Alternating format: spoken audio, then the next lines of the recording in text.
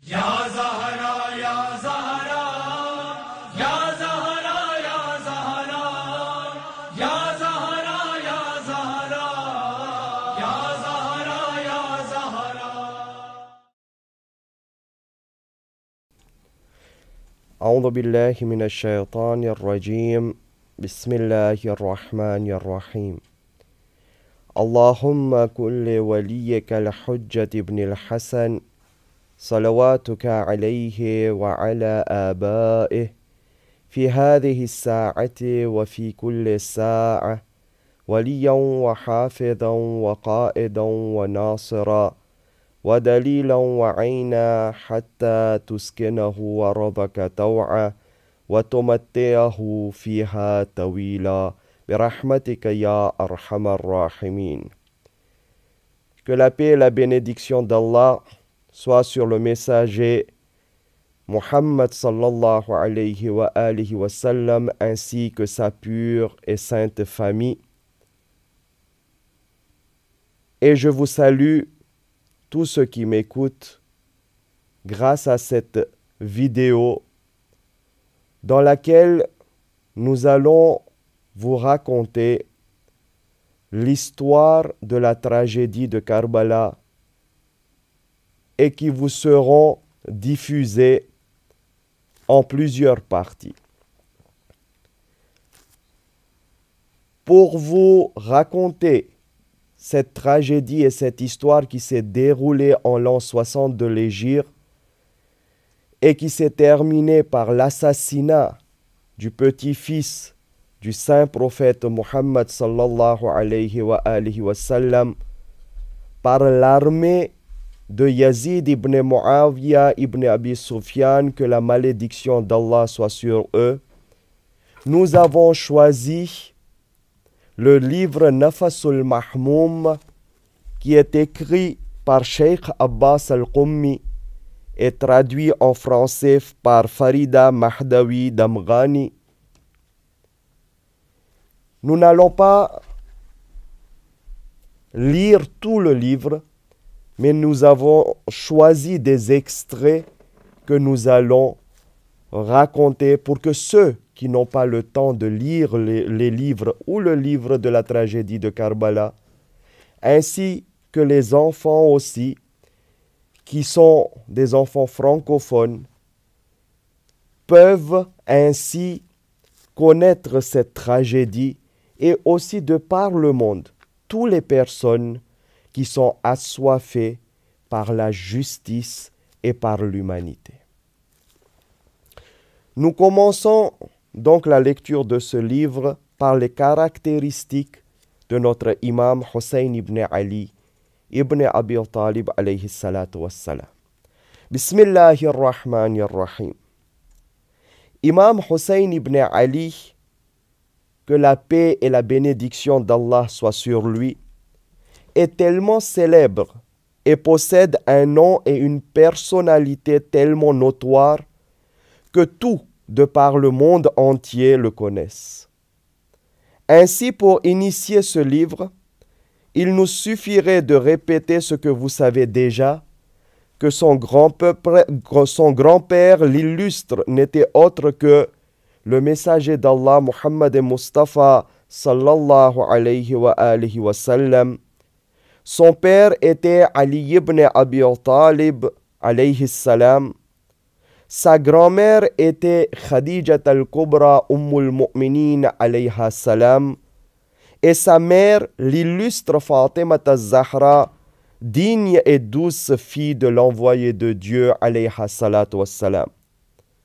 Son frère était le deuxième imam des chiites, imam Hassan al-Mujtaba, et le grand petit-fils, l'aîné de petit-fils du messager d'Allah. Et l'un de ses oncles était l'illustre Ja'far al-Tayyar de la tribu de Bani Hashim. Que la bénédiction d'Allah soit sur le saint prophète ainsi que sur toute sa famille. Le courage et la bravoure d'Imam Hussein alayhi salam étaient connus et célèbres de par toutes les tribus arabes. Et personne ne pouvait contester ses qualités. Pendant la tragédie de Karbala, il se battit comme un vaillant guerrier et un combattant de premier ordre. Il enseigna non seulement aux hommes de son époque, mais aux hommes de tous les siècles à venir qu'il était préférable de mourir pour la satisfaction divine et pour une cause juste et saine que de vivre dans l'avilissement et l'humiliation, entouré d'injustices et d'oppressions suffocantes. Qu'il était préférable de mourir avec le fer que de vivre tranquillement en marge de la société en homme avili et humilié. Imam Hussein alayhi salam, en compagnie de ses frères, ses enfants et ses compagnons intimes, préférèrent mourir en se battant dignement et en homme libre et indépendant. Hussein alayhi salam resta constant et endurant comme une montagne haute et élevée, et rien ni personne ne put lui faire changer d'avis. Lui et ses compagnons tuèrent beaucoup d'ennemis malgré leur nombre très limité, et seulement après avoir bien défendu leur juste cause, furent-ils tués par des hommes criminels et cruels de l'armée des Omeyyades. Sa patience et son endurance dans le champ de bataille furent extraordinaires, et au-delà de la force et de la contenance humaine, de sorte que l'ennemi vit clairement ce réserve et cette capacité qu'il avait de rester maître de ses sentiments. Les ennemis virent cela avec un grand effroi et un profond étonnement, malgré un sentiment indicible d'admiration. Sur cela, il ressemblait à son père et à son grand-père. On raconte qu'une fois, sa mère, l'illustre Fatima az-Zahra alayha salam, emmena ses deux fils auprès de son père, au chevet du messager d'Allah qui était souffrant et qui ne devait plus se rétablir, hélas, de cette maladie. Elle dit à son père: « Ô messager d'Allah, ces deux garçons sont tes fils, accorde-leur des héritages spirituels. » Le messager de Dieu dit: « Hassan recevra de ma part les traits de mon visage et ma magnanimité, mais à Hussein, je laisse ma générosité et mon courage en héritage. » En effet, on disait toujours que Hussein alayhi salam respectait beaucoup ses hôtes et qu'il accordait généreusement tout ce qu'on lui demandait. Il aidait beaucoup les destitués et les pauvres, les nourrissait, recouvrait d'habits ceux qui n'avaient rien à mettre, apaisait la faim des affamés et repayait les dettes de ceux qui devaient de l'argent aux autres. Il était extrêmement doux et tendre envers les orphelins et exauçait les moindres désirs de ceux qui souhaitaient quelque chose. Et quand il lui parvenait de l'argent, il le distribuait subitement et généreusement parmi les nécessiteux.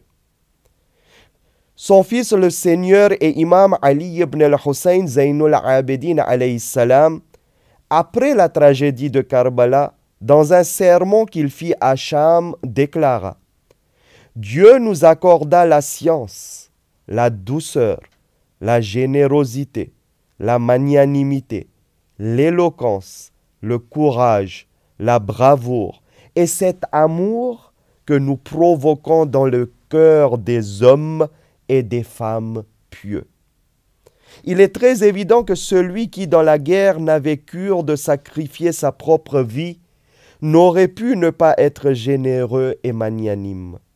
Et de même, celui qui pouvait et voulait sacrifier sa propre vie est très généreux envers ses biens et ses possessions, et celui qui n'est pas intéressé à la vie terrestre est indifférent envers les biens matériels de ce monde-ci. C'est pour cela qu'on dit de tout temps que dans le commencement des temps, le courage et la générosité avaient été nourris et allaités d'un même lait, et qu'ils apparaissaient comme deux frères inséparables. Ainsi tout homme noble est généreux et courageux en même temps, et tout homme courageux et brave est automatiquement généreux. Tel était notre saint imam Hussein ibn Ali alayhi salam, martyr de Karbala. La suite dans notre prochaine vidéo. Wassalamun alaykum wa rahmatullahi wa barakatuh.